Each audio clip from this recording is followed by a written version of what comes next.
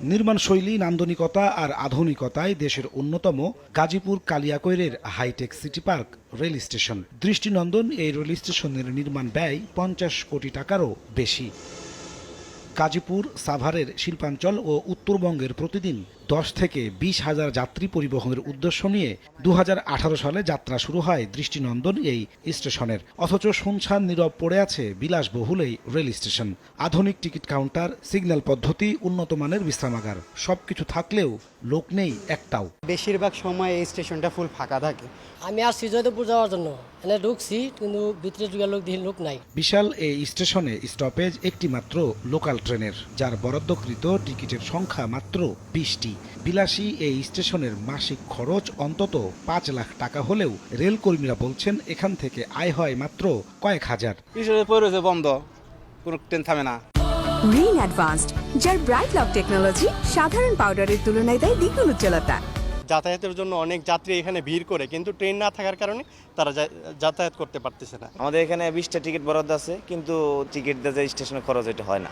সেবা না থাকায় টিন দিয়ে বন্ধ করে দেওয়া হয়েছে ভিআইপি বিশ্রামাগার। দেখভালের অভাবে নষ্ট হচ্ছে উন্নত কাচের দেয়াল, রঙিন ছাদ সহ বিভিন্ন মূল্যবান স্থাপনা। স্থানীয়রা বলছেন বিপুল যাত্রী চাহিদা থাকলেও ট্রেনের অভাবে স্টেশনটি পরিণত হয়েছে বিনোদন কেন্দ্রে। দেখভাল করার মতো কোনো লোক নেই, এত সুন্দর সুন্দর গ্লাসগুলো ভেঙে ছিঁড়ে চলে যাচ্ছে। এখানে শুধু টিকটক হয়, ট্রেন দাঁড়ায় না, শুধু বিনোদনের জন্য লোকজন আসে।